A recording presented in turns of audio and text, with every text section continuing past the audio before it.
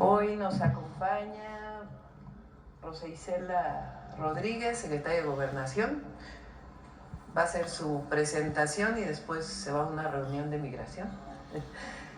Está Pablo Gómez, el titular de la UIF.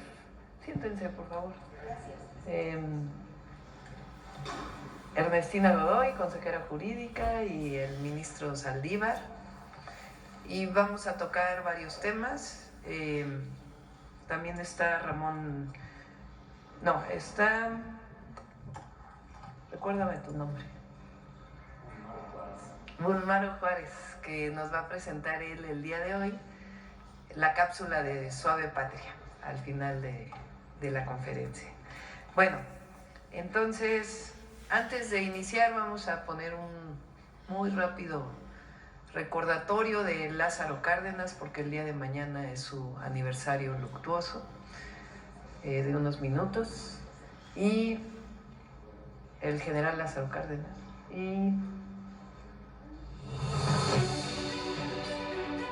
El compromiso de Lázaro Cárdenas con el pueblo de México permitió consolidar los ideales de la revolución, la tercera transformación de la vida pública de México. Nació en Jiquilpan, Michoacán, el 21 de mayo de 1895, el mayor de 8 hermanos. En 1913, se unió a la revolución en contra del usurpador Victoriano Huerta y llegó a ser general. En ese trayecto, mostró las cualidades que con los años lo harían uno de los mejores presidentes de nuestra historia: valentía, lealtad, sencillez, austeridad y solidaridad. En 1928, Lázaro Cárdenas fue elegido gobernador de Michoacán y de inmediato aplicó medidas para paliar la desigualdad y la pobreza.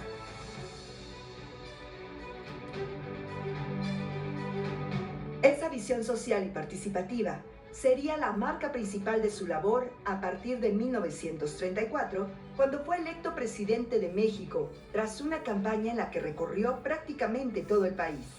Protesto guardar y hacer guardar la Constitución Política de los Estados Unidos Mexicanos y las leyes que de ella emanen. Apoyó las demandas salariales, la creación de sindicatos, el reparto de más de 18 millones de hectáreas de tierras directamente para casi 800,000 familias campesinas. Ordenó campañas masivas de alfabetización y salud y la creación de escuelas públicas en todo el país, en especial el Instituto Politécnico Nacional y el Instituto Nacional de Antropología e Historia. Estas acciones generaron los ataques de la oposición, de la burguesía nacional y de los empresarios extranjeros, de la prensa y hasta de los partidarios de Plutarco Elías Calles en el mismo gobierno. Pero Lázaro Cárdenas los enfrentó con absoluta determinación. Y en 1938, ante el desacato de las empresas petroleras para cumplir la ley mexicana, tomó la trascendental decisión de expropiarles y crear Petróleos Mexicanos, que se convirtió en el pivote del desarrollo industrial de México en el siglo XX. Se trata de un caso evidente y claro que obliga al gobierno a aplicar la ley de expropiación en vigor, no solo para someter a las empresas petroleras a la obediencia, sino porque habiendo quedado rotos los contratos de trabajo entre las compañías y sus trabajadores por haberlo así resuelto las autoridades del trabajo, de no ocupar el gobierno las instalaciones de las compañías, vendría la paralización inmediata de la industria petrolera, ocasionando estos males incalculables al resto de la industria y a la economía general del país. Se fueron ya muy lejos los grandes poderosos que a nuestra linda tierra vinieron a explotar.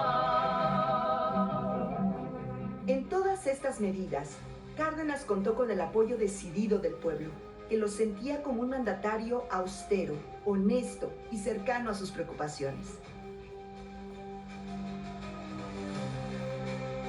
Su visión y la manera en la que la hizo realidad representan un ejemplo para todas y todos.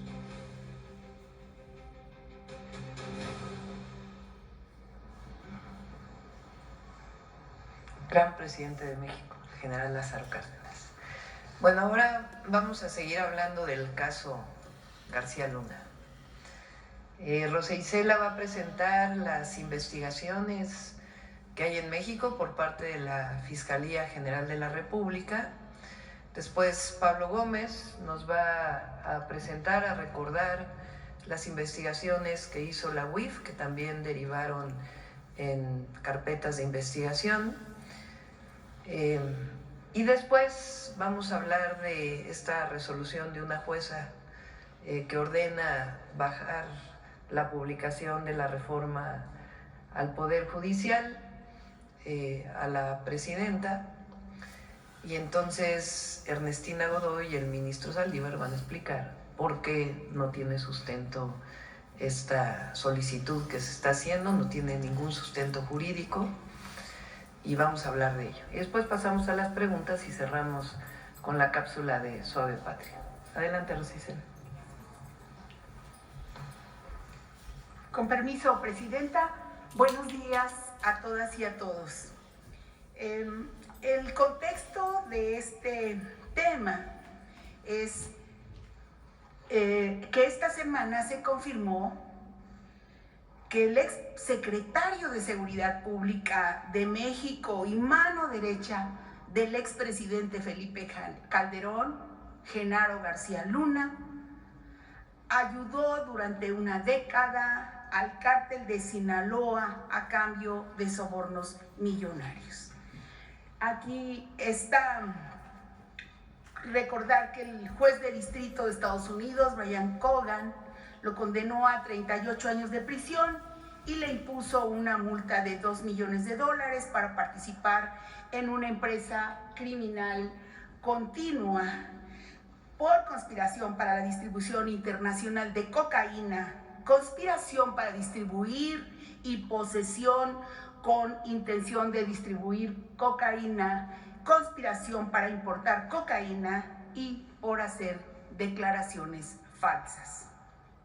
Así, el Departamento de Justicia, la que sigue, el Departamento de Justicia de Estados Unidos dio los detalles en un comunicado emitido donde afirmó que el exfuncionario traicionó la confianza pública y a las personas que había jurado proteger.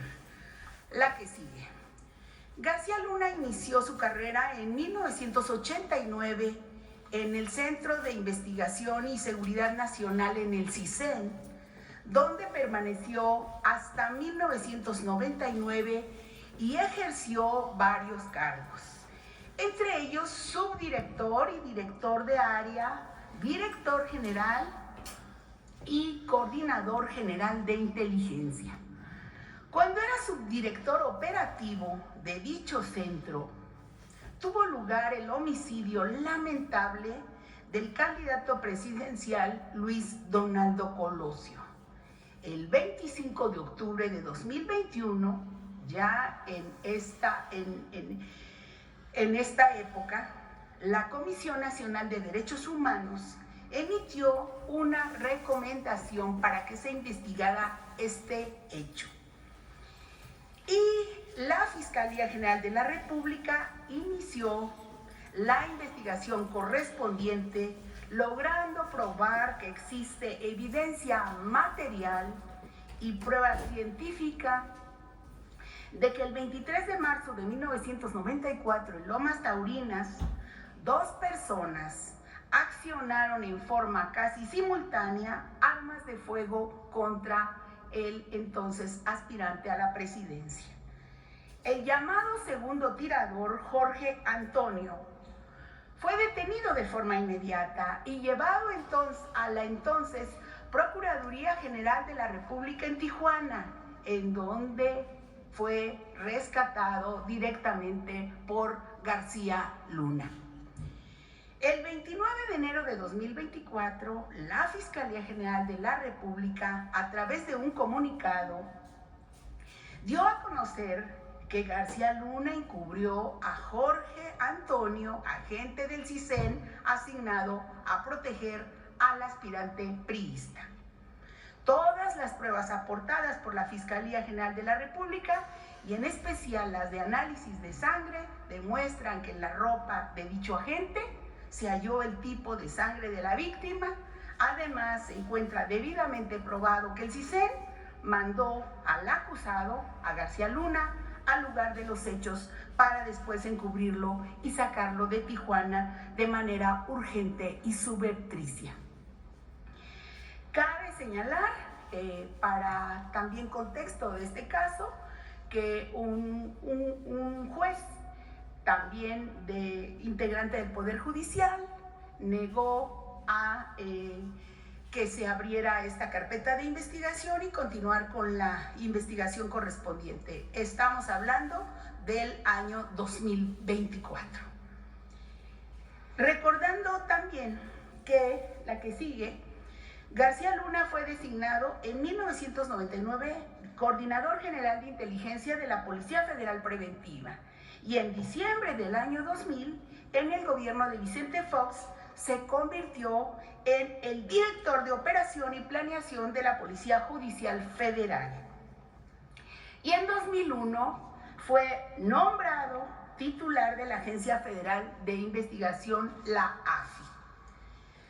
Ya con Calderón en 2006 se convirtió en secretario de Seguridad Pública Federal, cargo en el que se mantuvo todo el sexenio. En noviembre de 2013, García Luna se fue a vivir a Miami, Florida. Fue detenido en diciembre de 2019 en Dallas, Texas, y unos días después trasladado al Centro de Detención Metropolitano en Nueva York, donde hoy permanece, y su juicio duró casi 5 o 6 años.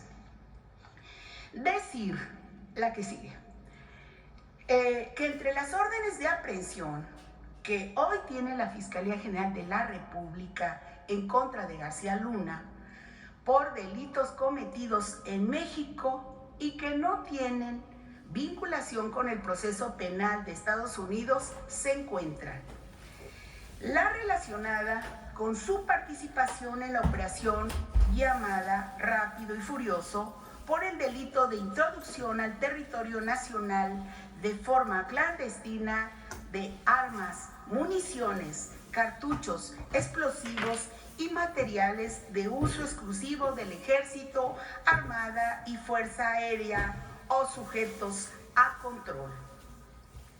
Hay que decir que la averiguación previa se inició en 2009 por la Procuraduría General de la República y que fue hasta el año 2020 cuando García Luna, que ya había dejado de ser secretario de Seguridad, se pudo judicializar por la actual Fiscalía General de la República.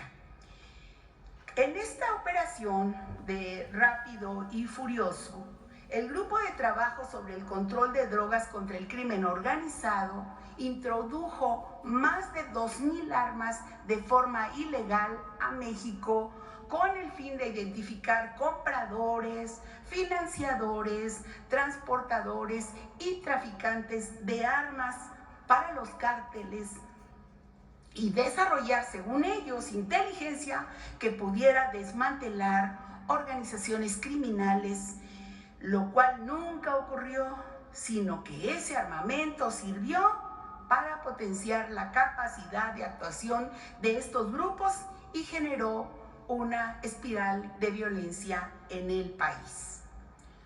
Otra orden de aprehensión en su contra es por el uso indebido de atribuciones, este delito, uso indebido de atribuciones y facultades, así como por asociación delictuosa.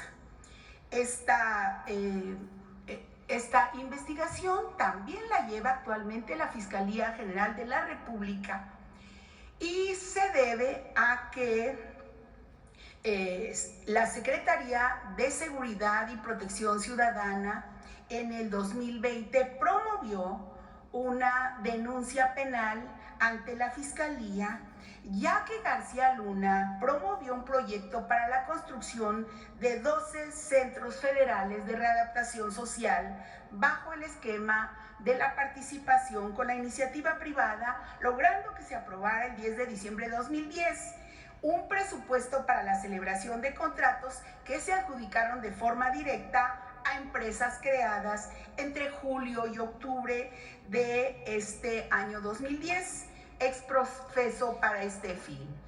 Y se hizo una justificación del proyecto ante la Secretaría de Hacienda para que el gasto por cada recluso se iba a reducir, lo cual no ocurrió y al contrario, subió en exceso 10, 15 veces más por preso y ya que al pagar un centro de reclusión semivacío, incrementó exageradamente este costo por interno, generando un quebranto a la hacienda pública. Y pues finalmente decir que antier, un tribunal de Estados Unidos sentenció a Genaro García Luna y con ello también quedan asentados sus vínculos con el crimen organizado. Y pues recordar que el presidente López Obrador desde esta tribuna denunció una y otra vez el involucramiento del secretario de Seguridad de Felipe Calderón con organizaciones criminales. Y el Poder Judicial de la Federación no quiso juzgarlo y en cambio liberó a su socia y le regresó las cuentas a su esposa. El expresidente Calderón le dio a García Luna un poder ilimitado. Su gobierno declaró ante el pueblo una guerra contra los criminales que dejó muchas víctimas inocentes. Y las investigaciones de la Fiscalía General de la República en contra de García Luna, como aquí vimos, continúan abiertas. Y también la recuperación de los recursos del pueblo de México que actualmente litiga el gobierno mexicano en Estados Unidos. Subrayar que actualmente el gobierno de México, las autoridades, han decidido siempre estar del lado correcto, del lado de los mexicanos. Y estamos comprometidos con la cero corrupción, la cero impunidad y cero complicidad. Eso sería, Presidenta. El compañero Pablo Gómez.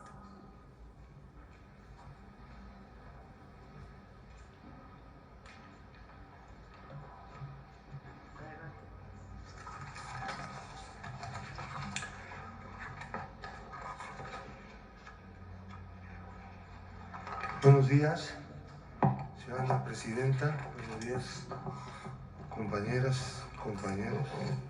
Estoy tomando todas mis fotos. Vamos a hablar de la trama corrupta de García Luna.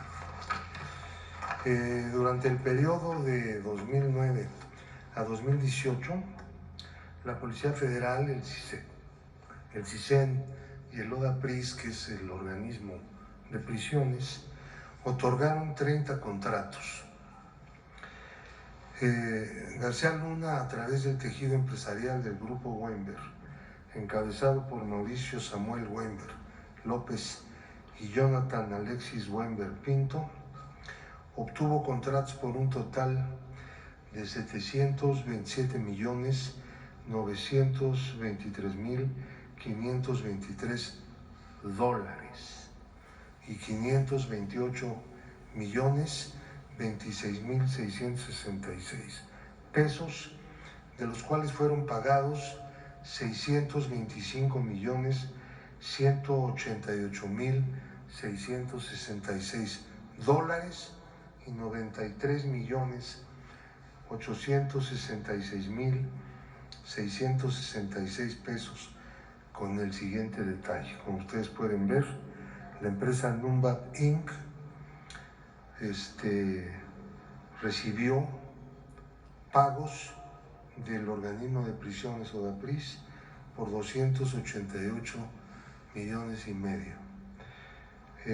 Numbap recibió del CISEN $44 millones y algo más, y 67 millones y pico de pesos. Y de la Policía Federal, $14,500,000. Numbap Technologies Inc. del CISEN recibió 208.83 millones de dólares y Nice Systems recibió de la Policía Federal 69.100.000 dólares. GLAC, que es una empresa que aparece como propiedad de García Luna y su esposa, recibió de la Procuraduría General de Justicia de la Ciudad de México, aquí no hubo contrato, un reconocimiento de adeudo y le pagaron en algún momento 26.666.666 pesos mexicanos con 60 centavos. Este cuadro se conformó gracias al apoyo que llevó a cabo la entonces secretaria de Seguridad Pública, Rosa Isela Rodríguez, que está aquí presente. Bueno, estaba. Se nos adelantó al trabajo. De estos pagos, entre 2009 y 2018, la Policía Federal, CISEN, el ODAPRIS y la Procuraduría pagaron 625 millones y fracción de dólares y 93 millones de pesos al grupo Weinberg a cuentas en México, Barbados e Israel. Entre julio de 2013 a enero de 2020, MUMBAP envió recursos a Estados Unidos por un total de 528 millones de pesos y 28 millones de dólares de manera directa. Los pagos del cuadro de arriba fueron hechos por entidades gubernamentales y depositados en cuentas de NUMBAP en el extranjero. Los de los cuadros de abajo fueron hechos por la empresa NUMBAP, cobrados en cuentas mexicanas y enviados al extranjero posteriormente. Como se puede ver en ese cuadro, en donde tenemos 28 millones y medio de dólares y 528 millones de pesos. Quiero decir que las empresas NUMBAP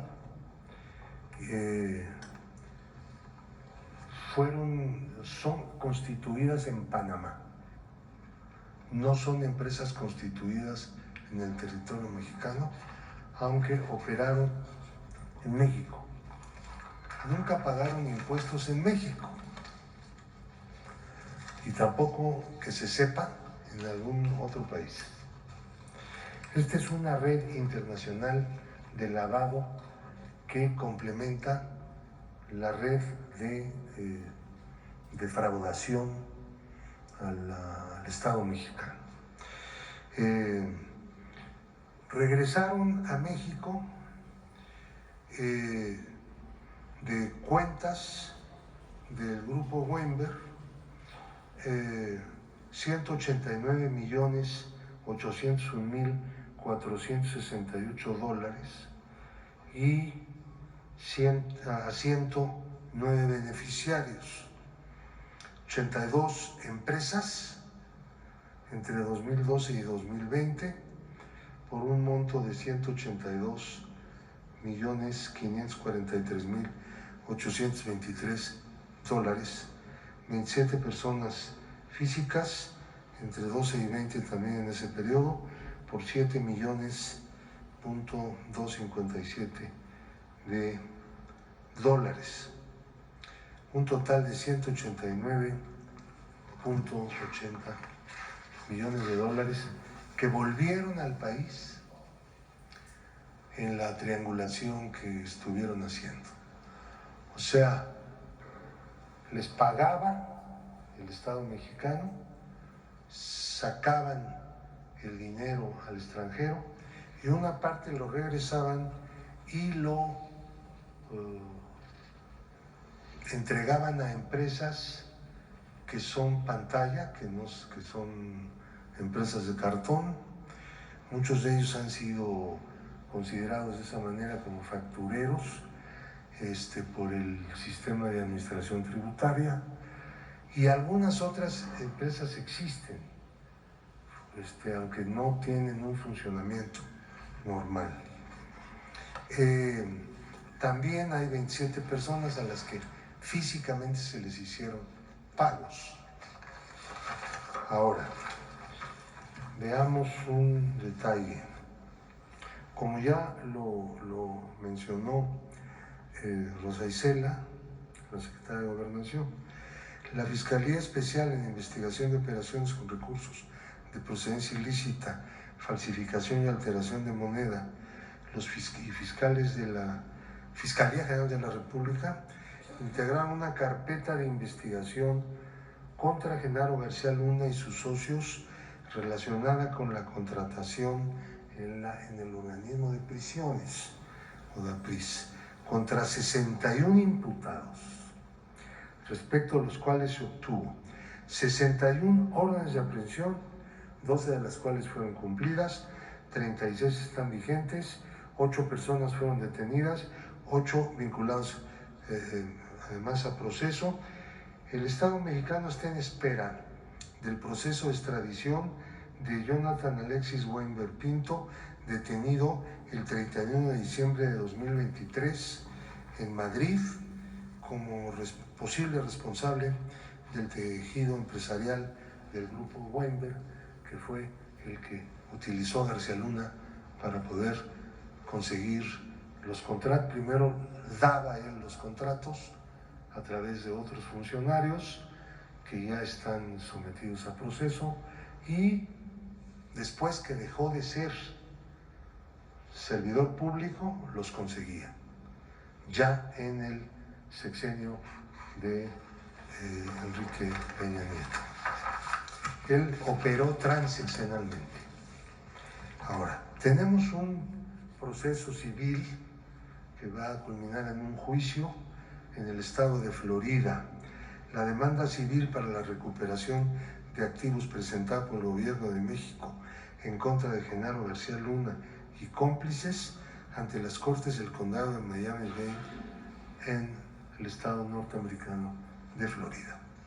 Se reclaman más de 600 millones de dólares procedentes del Estado mexicano a través de operaciones realizadas por el tejido empresarial del grupo Weinberg, dirigido por Genaro García Luna, mediante una red de corrupción y lavado de dinero internacional, en la cual participan 7 personas físicas, 4 empresas contratistas, 40 empresas norteamericanas constituidas para adquirir, poseer bienes, diseminar recursos, recibir pagos y simular actividades. Antes del juicio propiamente dicho, que se llevará a cabo próximamente, dentro del proceso civil, le ha el juzgado ordenado entregarle al gobierno de México $2.406.427, producto de la venta de inmuebles y de un acuerdo reparatorio que se hizo como parte de este proceso. Además, un departamento valuado en $555.800, que fue propiedad de García Luna, que ya se le entregó al gobierno de México para su venta. Han sido aseguradas 15 propiedades adicionalmente pertenecientes a García Luna y sus cómplices. Ahora,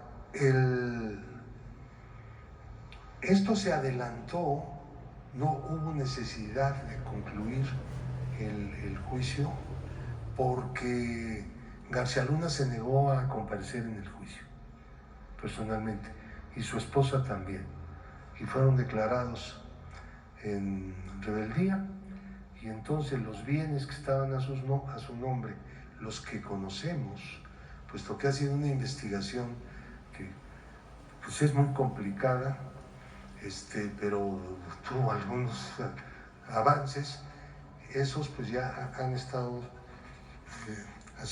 han estado siendo adjudicados al gobierno de México y han sido regresados y entregado el dinero conforme ha ido vendiendo los inmuebles a la tesorería de la Federación.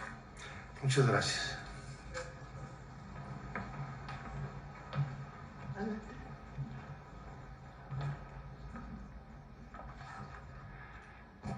Con su permiso, Presidenta. Muy buenos días. Vamos a explicar de manera muy general, tratando de no complicar, este tema de la actuación que han tenido distintos jueces, sobre todo jueces de distrito, emitiendo resoluciones de suspensión en todo el proceso, en las distintas etapas que ha tenido la reforma al Poder Judicial. Desde la presentación de la iniciativa lo intentaron con suspensiones, jueces de los estados, son jueces de distrito, ¿no? Y así han ido presentando a lo largo de todo este proceso legislativo que ha llevado de manera muy pulcra el Poder Legislativo, ¿no? Y ellos han estado emitiendo una serie de resoluciones.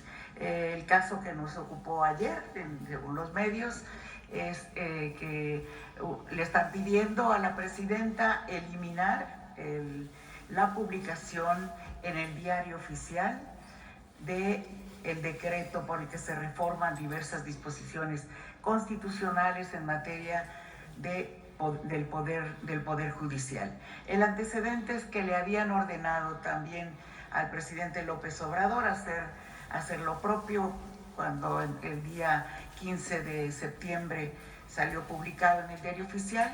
Se emitió una resolución, un amparo, donde estaba la suspensión insólitamente con efectos restitutorios, a efecto de que se eliminara.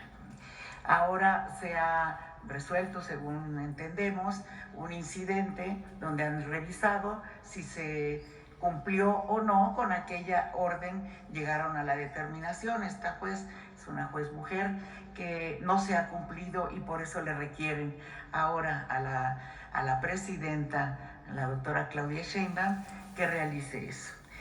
Hay una serie de argumentos jurídicos por los cuales es totalmente improcedente lo que están ordenando los jueces. Solo les voy a decir algunos de manera muy rápida, ¿sí?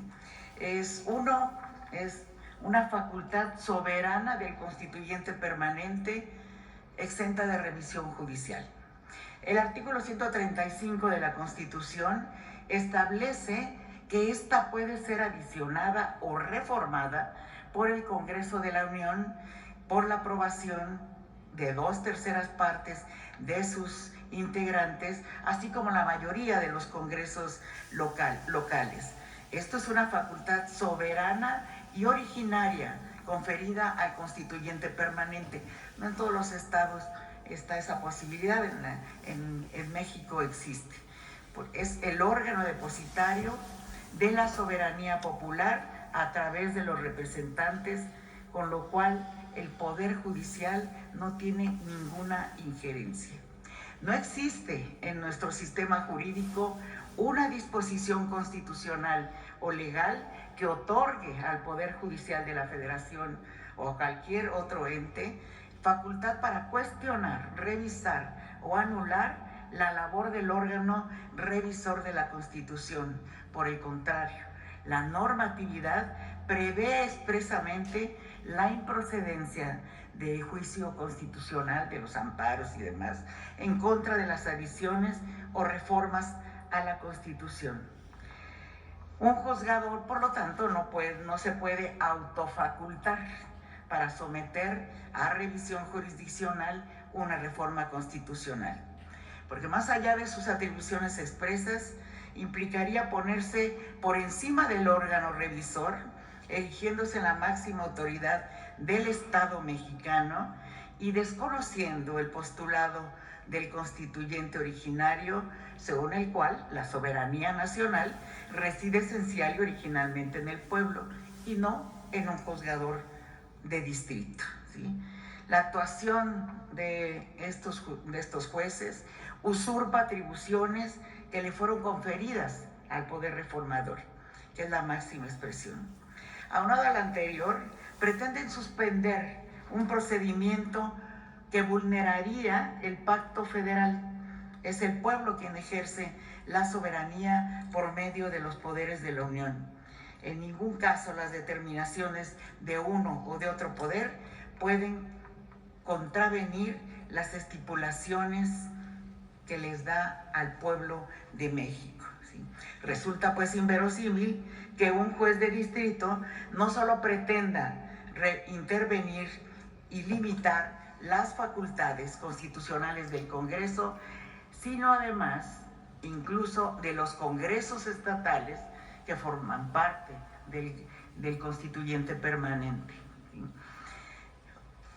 Miren, ellos mismos, ellos saben, son constitucionalistas, son peritos en derecho y saben que la propia Suprema Corte de Justicia, en múltiples criterios, sentencias, hay jurisprudencia, ha negado la posibilidad de que se revise una reforma constitucional.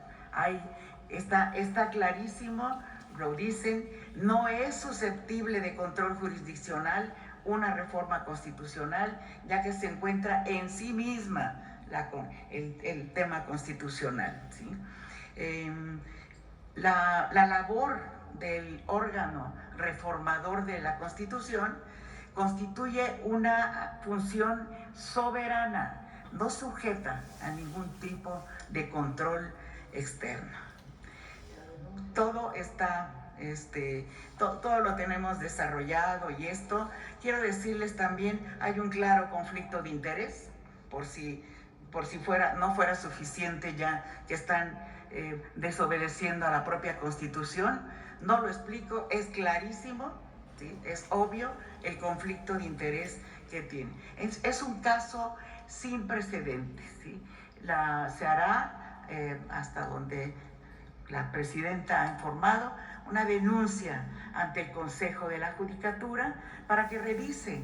Tienen que revisar este Consejo de la Judicatura la actuación de los jueces de distrito que están contraviniendo la Constitución, sus propios criterios, sus propias jurisprudencias, y que determine el Poder Judicial si están actuando o no bien estos jueces de distrito que pretenden erigirse por encima de la soberanía del pueblo de México y del poder reformador que está en el Congreso.